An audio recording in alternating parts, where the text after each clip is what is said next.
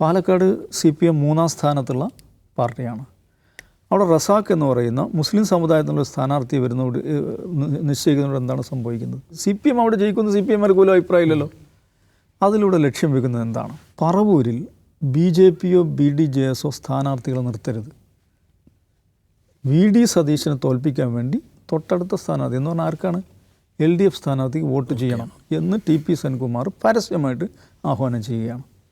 നമ്മൾ ചാനൽ ചർച്ചകളിൽ BJPക്ക് വേണ്ടി വലതുപക്ഷ നിരീക്ഷകൻ എന്ന് പറഞ്ഞ് വരുന്ന നമ്മൾ അജിംസിനൊക്കെ സ്ഥിരം വിളിക്കുന്ന എന്താ ഷാബു പ്രസാദ് ഒരു പോസ്റ്റ് ഇടുന്നു.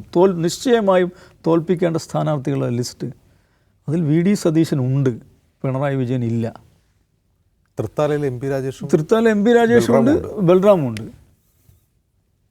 അപ്പം VD സതീശനെ തോൽപ്പിക്കാൻ സ്ഥാനാർത്ഥികളെ പോലും നിർത്തരുത് എന്ന് ഇവരുടെ ഉത്തരവാദപ്പെട്ട ആളുകൾ അവർ പരസ്യമായിട്ട് ആഹ്വാനം ചെയ്യുന്നു.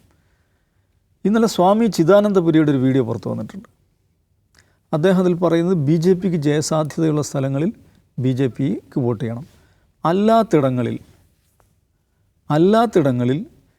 ഈ VD സതീശൻ്റെ പാർട്ടി അധികാരത്തിൽ വരാതിരിക്കാൻ എന്താണോ ചെയ്യേണ്ടത് ചെയ്യണമെന്നാണ്. സംഘപരിവാർ ആലയത്തിലുള്ള ഏറ്റവും പ്രധാനപ്പെട്ട ഒരു സ്വാമിയാണ് ഈ ചിദാനന്ദപുരി സ്വാമി എന്ന് പറയുന്നത്. ഇതിങ്ങനെ വരുമ്പോഴാണ് ആ പശ്ചാത്തലത്തിൽ നമ്മൾ ഒന്നുകൂടെ ആലോചിക്കുക. പാലക്കാട് ഇവർ എന്താണ് ഒരു NMR റസാഖ് എന്ന് പറഞ്ഞിട്ട് അവിടെയുള്ള ഒരു ഹോട്ടൽ കച്ചവടക്കാരനെ ബിസിനസ്സുകാരനെ സ്ഥാനാർത്ഥിയാക്കുകയാണ്. പാലക്കാട് CPM മൂന്നാം സ്ഥാനത്തുള്ള പാർട്ടിയാണ്. അവിടെ റസാഖ് എന്ന് പറയുന്ന മുസ്ലിം സമുദായത്തിലുള്ള സ്ഥാനാർത്ഥി വരുന്നതോട് നിശ്ചയിക്കുന്നതോട് എന്താണ് സംഭവിക്കുന്നത്? ആ സെഗ്മെൻറ്റിലെ വോട്ടുകൾ ഭിന്നിക്കാനാണ്. CPM അവിടെ ജയിക്കുന്ന CPM പോലും അഭിപ്രായമില്ലല്ലോ. അതിലൂടെ ലക്ഷ്യം വെക്കുന്നത് എന്താണ്?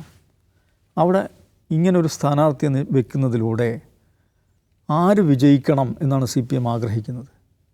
സമാനമായൊരു പരീക്ഷണം മഞ്ചേശ്വരത്ത് അവർ ശ്രമിച്ചതാണ്. പക്ഷേ ആ സ്ഥാനാർത്ഥി അതിന് സന്നദ്ധമായില്ല. ഷാനവാസ് പാദൂർ അല്ലേ, എന്താണ് BJPക്കെതിരായിട്ടുള്ള ലൈറ്റ്നിങ് കാൻഡിഡേറ്റ് എന്നൊക്കെ പറഞ്ഞിട്ട് അങ്ങനെ അവതരിപ്പിക്കാൻ ശ്രമിച്ചു. പക്ഷേ ആ മനുഷ്യൻ അതിന് സന്നദ്ധമായില്ല. ഈ പ്ലാൻ എന്താണ്? മഞ്ചേശ്വരത്തും പാലക്കാടും ഇങ്ങനെ പെർട്ടിക്കുലറായിട്ട് സ്ഥാനാർത്ഥികളെ പിക്ക് ചെയ്തിട്ട് ഫീൽഡ് ചെയ്യുമ്പോൾ അതെന്തെങ്കിലും ധാരണയുടെ പുറത്താണോ? അത് ഈ പറയുന്ന സ്വാമി ചിദാനന്ദപുരിയും TP സെൻകുമാരൊക്കെ പരസ്യമായി മുന്നോട്ട് വെക്കുന്നൊരാശയമുണ്ട്. അതും ഇതും തമ്മിൽ എന്തെങ്കിലും ബന്ധമുണ്ടോ? ഇങ്ങനെയുള്ള ഗുരുതരമായുള്ള സാഹചര്യമുണ്ട്.